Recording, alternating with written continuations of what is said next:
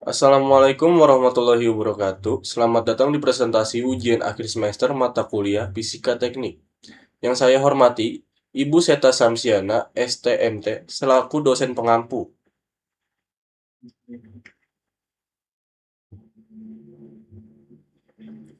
Perkenalkan, nama saya Arya Dwi Bijaksana dengan NPM 41187003250046.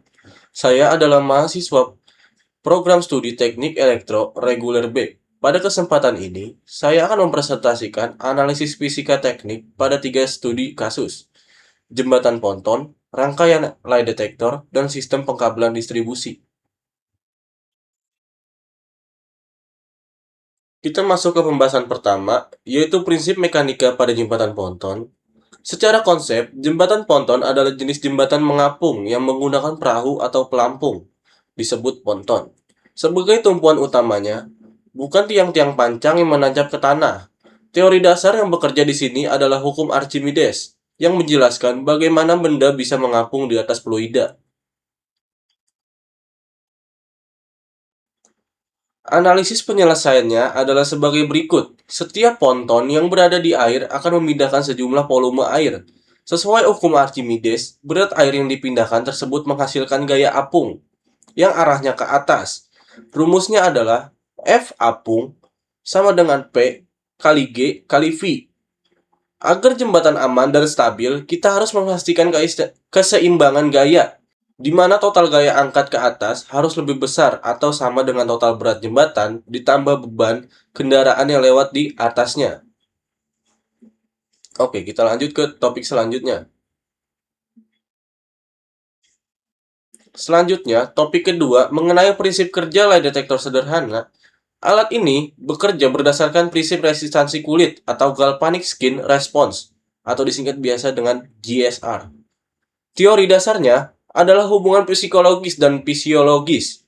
Saat seseorang berbohong, tubuh cenderung mengalami stres yang memicu kelenjar keringat, terutama di jari. Keringat ini mengandung garam elektrolit yang bersifat konduktif, sehingga membuat resistansi atau hambatan kulit menurun drastis. Berikut adalah analisis kerja rangkaiannya. Input atau prop. Jari ditempelkan pada prop saat keringat muncul karena berbohong. Hambatan antara prop turun. Transistor switching. Penurun hambatan ini menyebabkan arus listrik kecil mengalir ke basis transistor atau TR1 atau TR1. Di sini, transistor berfungsi sebagai saklar dan penguat. Indikator. Arus yang diperkuat akan memicu transistor berikutnya, TR1 dan TR2. Untuk menyalakan lampu, jika resistansi rendah atau berbohong, LED merah akan menyala. Sebaliknya, jika rileks atau jujur, resistansi tinggi, maka LED hijau atau putih yang aktif. Topik ketiga adalah klasifikasi sistem pengkabelan distribusi listrik. Gambar pada soal menunjukkan sistem distribusi tenaga listrik udara yang menggunakan trafo distribusi. Kita bisa mengklasifikasikannya menjadi tiga aspek. Kedua, berdasarkan konstruksi, pada bagian atas tiang biasanya menggunakan penghantar telanjang atau bare konduktor dengan isolator udara.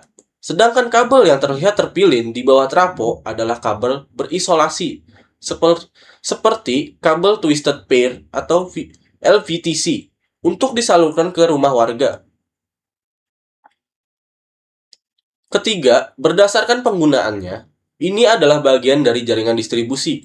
Secara spesifik, kabel di sisi atas trafo adalah distribusi primer, tegangan menengah atau 20 kV, dan kabel yang keluar dari trafo adalah distribusi sekunder, tegangan rendah 220 sampai 380 volt, yang siap digunakan konsumen.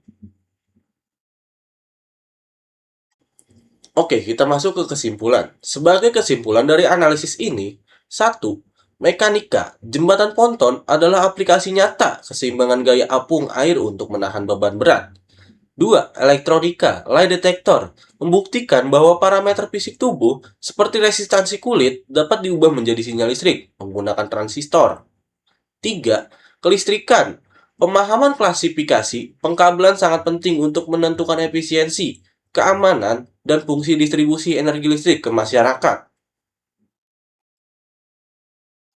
Demikian presentasi jawaban UAS Fisika Teknik dari saya. Terima kasih atas perhatian Ibu dosen dan rekan-rekan sekalian. Wassalamualaikum warahmatullahi wabarakatuh.